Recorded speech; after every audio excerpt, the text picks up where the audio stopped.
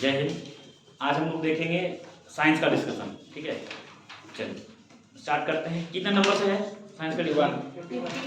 51। देखिए question number 51 जो कह रहा है, वाहनों में लगे रियर व्यू मिरर द्वारा उत्पन्न आवर्धन होता है। तो पहला चीज समझना है, पूछ क्या रहा है हमसे, पूछ रहा है एम का मान। याद कीजिए, पहला चीज पूछ रहा है कि सबसे पहले समझिए कि कौन सा दर्पण का बात कर रहा है। तो ये उत्तल दर्पण का बात कर रहा है। किस दर्पण का बात कर रहा है? उत्तल। क्योंकि साइड मिरर का के रूप में क्या होता है लगा हुआ, जो साइड मिरर होता है, कर रहा रियर व्यू मिरर, मतलब जो पीछे का जो चीज है देखने के लिए हम किसका प्रयोग करते हैं? साइड मिरर का प्रयोग करते हैं इसमें। और साइड मिरर में उत्तल दर्पण का प्रयोग हुआ। और उत्तल दर्पण में आपको पता है कि कैसा प्रतिबिंब बनता है। उत्तल दर्पण में कैसा प्रतिबिंब बनेगा?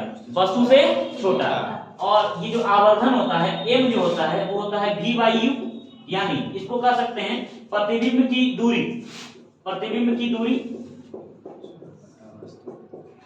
दूरी अब बटा वस्तु की दूरी।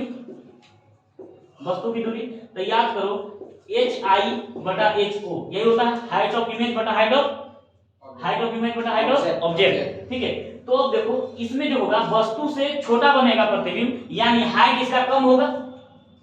इसका हाइट है ना, ऑब्जेक्ट क्या होगा, यानी ये जो होगा height of object greater than height of image. ठीक है, तो जब ज्यादा होगा तो यानी ये इसका मान जो होगा हमेशा क्या होगा, m का मान क्या होगा, लेस देन 1। क्या होगा? लेस देन, यानी ऊपर वाला छोटा और नीचे वाला बड़ा। तो ऐसा स्थिति में क्या होगा, 1 से कम आएगा मान। ठीक है, इसलिए क्या होगा, m लेस देन 1। ठीक है, चलिए ये बताया हुआ है। तो कितना लोग इसको किए थे? बहुत बढ़िया। चलो इसका मान एक नंबर होगा 1 से कम। ठीक है, 52 नंबर, जब हम अपने बिजली बिल का भुगतान करते हैं तो हम किसके लिए भुगतान कर रहे होते हैं? किसके लिए भुगतान कर रहे होते हैं? एनर्जी, है ना, ऊर्जा के लिए। क्योंकि किलोवाट आवर होता है। किलोवाट आवर किसका मात्रक होता है? ऊर्जा का। ठीक है, एक यूनिट में कितना होता है? 1 किलोवाट आवर। वही तो 1 यूनिट। क्योंकि बिजली का बिल जो भुगतान किया जाता है किसमें किया जाता है? यूनिट में। और 1 यूनिट इक्वल टू क्या होता है? 1 किलोवाट आवर। इसका सही आंसर क्या हो जाएगा? डी नंबर, ऊर्जा के लिए। 53 नंबर कर रहा है, एक परिपथ में प्रभावी प्रतिरोध को बढ़ाने के लिए प्रतिरोधों का जोड़ा होता है। जोड़ा जाता है, मतलब प्रतिरोध को हम जोड़ने के लिए कह रहा है। सवाल पहले क्या है समझ लेते हैं। कह रहा है हम बहुत सारे प्रतिरोध ले लें तो इसको किस क्रम में सजाएं? तो दो तरह से हम सजा सकते हैं, या तो समांतर क्रम या तो श्रृंखलाबद्ध इसको सजा सकते हैं। तो कह रहा है यदि बहुत सारे प्रतिरोध हम ले लें तो इसको कैसे सजाएं या कैसे जोड़ दें ताकि जो R इक्विवेलेंट है, यानी जो हमारा प्रभावी प्रतिरोध होगा उसका मान ज्यादा होना चाहिए। तो इसको दो तरह से हम सजा सकते हैं, एक तो हम श्रृंखलाबद्ध और दूसरा जो है श्रेणीबद्ध। एक श्रृंखला या श्रेणीबद्ध, या दूसरा होगा समांतर। तो जब हम श्रृंखला या श्रेणीबद्ध इसको सजाएंगे तो ये जुड़ते चल जाता है, यानी R इक्विवेलेंट का मान जो होगा यदि श्रेणीबद्ध में करेंगे तो R1 plus R2 plus R3 plus R जो रहेगा सब जुड़ते जाएगा। लेकिन यदि हम इसको समांतर क्रम में सजाएंगे तो ये हो जाएगा 1/R1 plus 1/R2 plus 1/R3। इस तरह से ये आगे बढ़ते जाएगा, यानी इस यदि 1 में रहेगा तो इस तरह से इसका मान क्या हो जाएगा, घट जाएगा। और इस स्थिति में क्या होगा, इसका मान बढ़ जाएगा। तो सबसे ज्यादा किस में होगा, हमको श्रेणी क्रम में सजाएंगे तब, है ना, श्रेणी क्रम में सजाएंगे तब होगा। ठीक है, चलिए आगे बढ़ते हैं। इसका सही आंसर क्या होगा? श्रृंखलाबद्ध में यानी श्रेणी क्रम में, सीरीज में सजाएंगे। ये नंबर 54 देखते हैं। एक लड़की झूले पर बैठे स्थिति में झूला झूल रही है। उस लड़की के खड़े हो जाने पर दोलन का आवर्तकाल कितना होगा? तो देखिए आवर्तकाल का फॉर्मूला क्या होता है हम आपको बताए भी थे। और याद करो हम इसको ये बताए हुए भी, है ना, जब हम ग्रेविटेशनल वाले पढ़ रहे थे चैप्टर तो उसमें हम लोग पढ़े थे इसके बारे में। ठीक है, तो आवर्तकाल का फॉर्मूला क्या होता है? T बराबर 2π√L/g, यही होता है फॉर्मूला इसका। ये T क्या है? आवर्तकाल है। L क्या है? लंबाई है। और ये G तो ग्रेविटेशनल फोर्स, ये एक्सेलरेशन है G। अब देखो इसमें बदलने वाला क्या है? G तो नहीं बदलेगा, ये पाई तो इसका मान भी कांस्टेंट, ये सब कांस्टेंट है।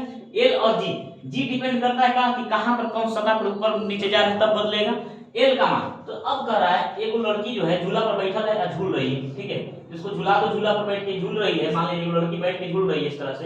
ठीक है, अपना झूल रही है बैठ के, लेकिन ये खड़ा हो जाएगी तो यहाँ से इसका जो हम ऊंचाई है, ये जो लंबाई है, अब जैसे ही खड़ा होगी तो यहाँ पर आ जाएगी, इसका लंबाई क्या हो जाएगा, घट जाएगा। तो एल का मान जैसे ही घटेगा तो देखो टी का मान सीधा सीधा क्या हो जाएगा, घट जाएगा। तो लंबाई जैसे ही घटेगा तो एल टी का मान भी क्या हो जाएगा, घट जाएगा। यानी झूला में लड़की यदि झूल रही है बैठ के, खड़ा होगी तो आवर्तकाल का मान क्या होगा, घट जाएगा। अब पूछेगा आपसे कि बताइए झूला तेज हो जाएगा कि धीरे, तो झूला क्या हो जाएगा, तेज गति से हो जाएगा। अब अगला सवाल आ सकता है आपसे कि बताइए लड़की बैठ के झूल रही झूला, और झूला बैठ अब जब वो खड़ा हो जाएगी तो बताइए उसका आवर्तकाल क्या होगा, पहला चीज घट जाएगा। जब आवर्तकाल घट जाएगा यानी आने जाने का जो टाइम है घट जाएगा, यानी जल्दी जल्दी आएगा जाएगा, तो झूला क्या हो जाएगा, तेज हो जाएगा। क्या हो जाएगा, तेज हो जाएगा।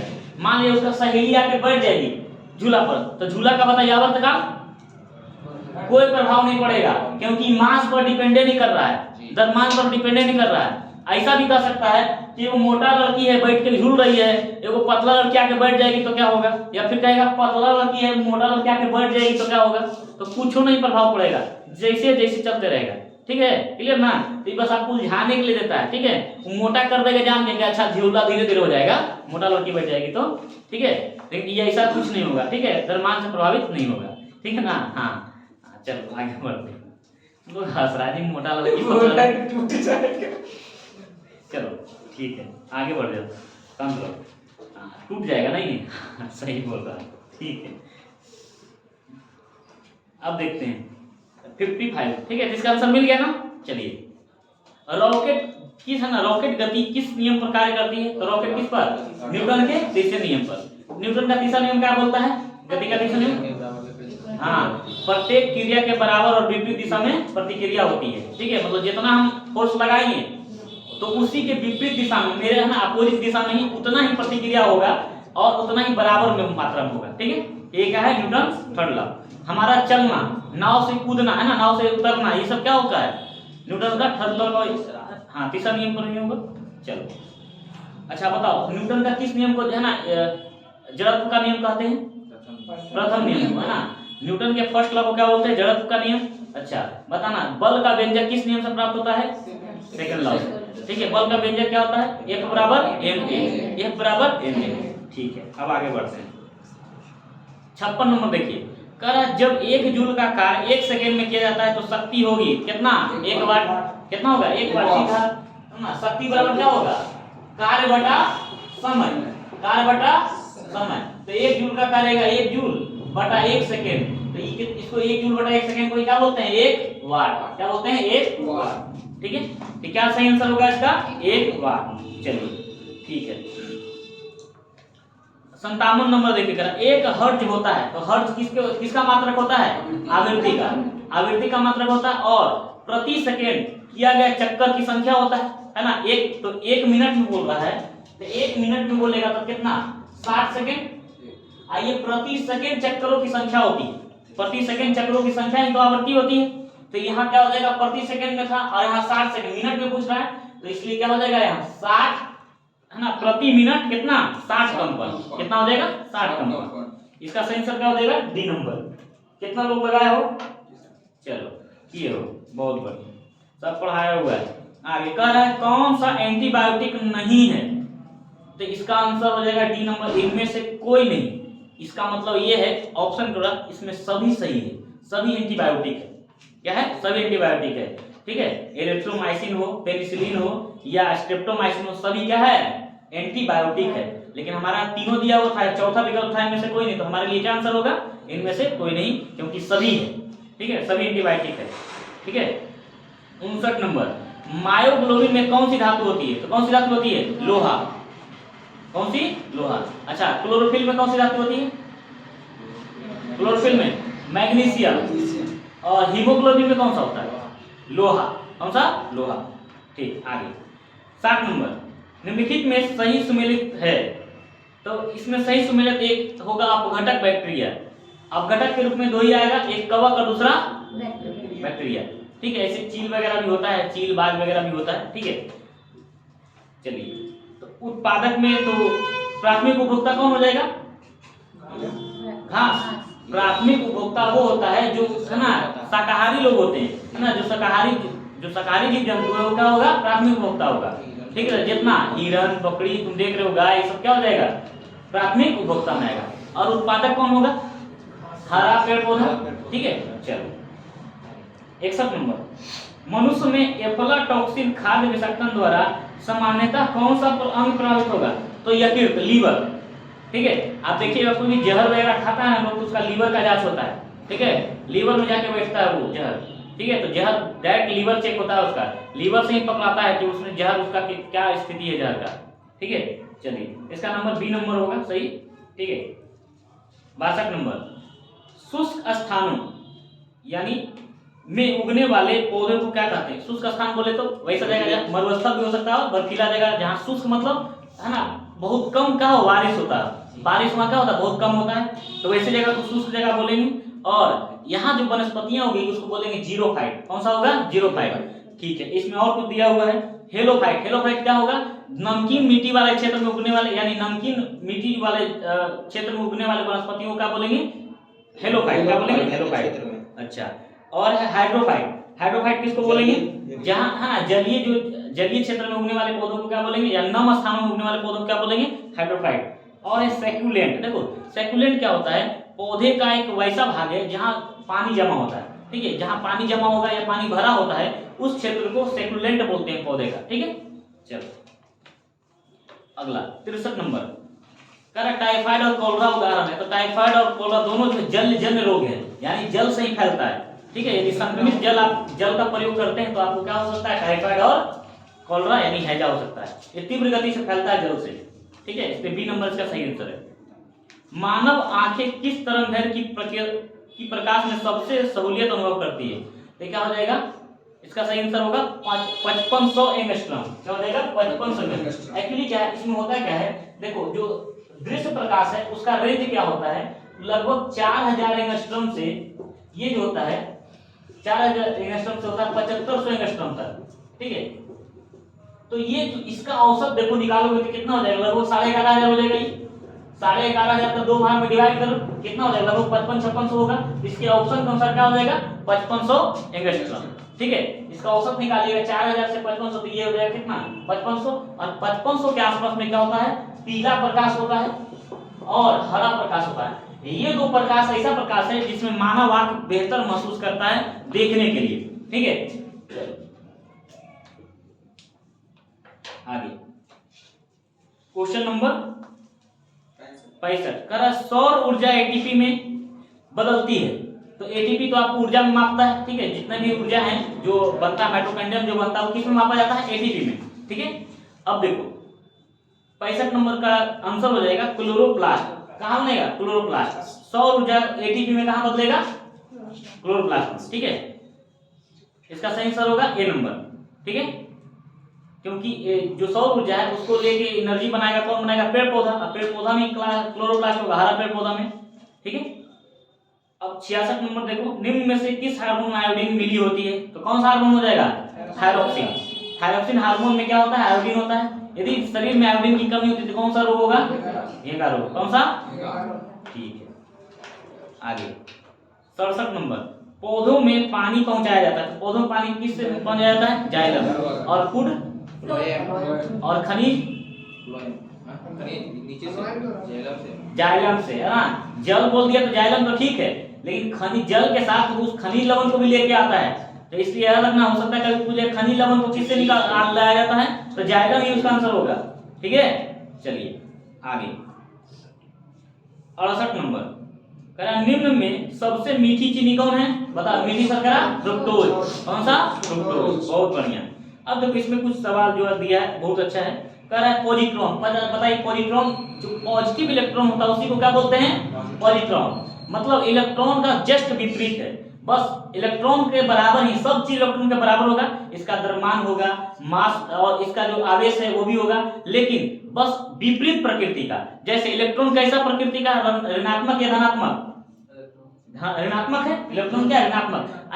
यदि पॉजिटिव इलेक्ट्रॉन होता यानी प्लस होगा तो इसी को क्या बोलते हैं, पॉजिट्रॉन। क्या बोलते हैं, पॉजिट्रॉन। यानी इलेक्ट्रॉन का पॉजिटिव रूप ही क्या है, पॉजिट्रॉन। बाकी सब समान होगा इलेक्ट्रॉन जैसा, बस इसमें प्लस आ जाएगा, इलेक्ट्रॉन में क्या होता है माइनस। अब पॉजिट्रॉन की खोज किसने किया था? एंडरसन ने। किसने किया था? एंडरसन ने। लिख लो, पॉजिट्रॉन की खोज किसने किया? एंडरसन ने। ठीक है, अगला न्यूट्रिनो। देखो न्यूट्रिनो जो होता है, न्यूट्रिनो इसमें क्या होता है, ये आवेशहीन है, इसमें आवेश नहीं होता, इसका द्रव्यमान क्या होता है? शून्य होता है। इसका खोज किसने किया था? पॉली ने। इसका खोज किसने किया? पॉली ने। ठीक है,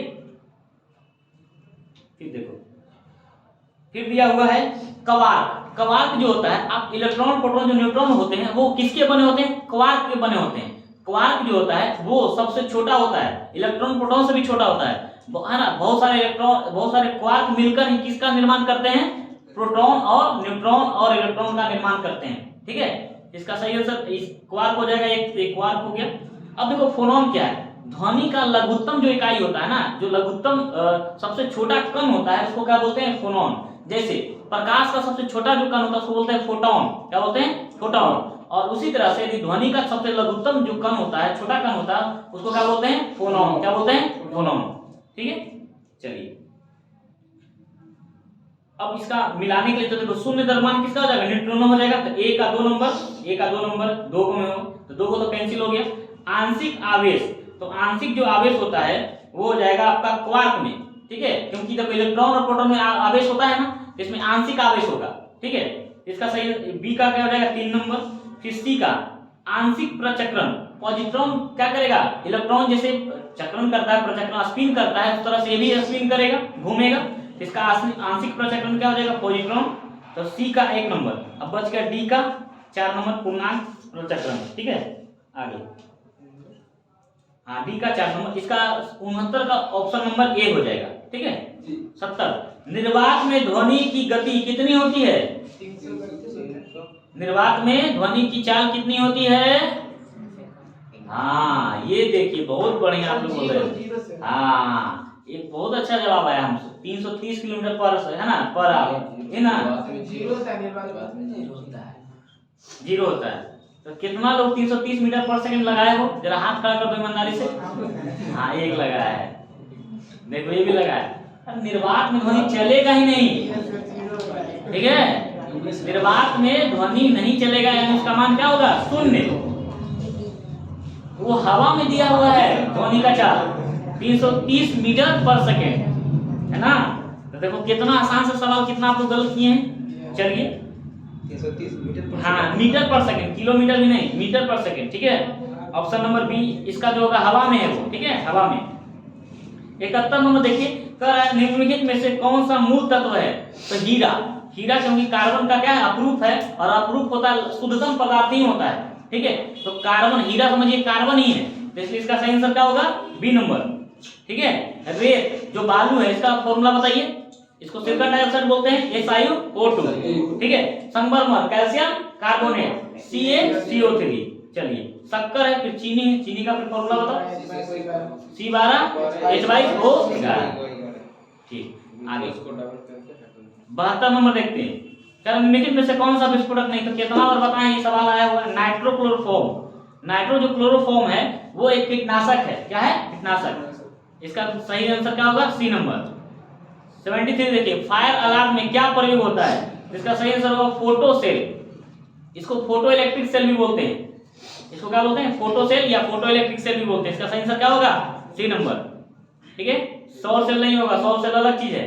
ठीक है, चलिए 74 नंबर देखिए, पुलिस द्वारा नशे में गाड़ी चलाने वाले की सांस की जांच के लिए फिल्टर पेपर पर क्या होता है? तो क्या होगा? पोटेशियम डाइक्रोमेट सल्फ्यूरिक अम्ल। ये भी बताए हुए हैं, आया हुआ भी सवाल है, रिपीटेड सवाल है। 75 नंबर, करा बादल और वायुमंडल का तैरना किस कारण होता है? श्यानता। किसी कारण? श्यानता। और श्यानता भी बता, घनत्व को डिनोट करता है। ठीक है, चलो इसका नंबर सही आंसर क्या होगा? D number. ठीक है, तो आज जो है साइंस का आपका डिस्कशन हो गया। ठीक है, अब इसके बाद जो आपका पीछे वाला जो सेट है उस सेट को हम धीरे धीरे क्या करेंगे, डिस्कशन दे देंगे। ठीक है, इसी तरह से आप बने रहिए चैनल पर, और ज़्यादा ज़्यादा इसको शेयर कीजिए, और अच्छा लगता है तो लाइक कीजिए, और खराब लगता है तो डिसलाइक कीजिए। धन्यवाद।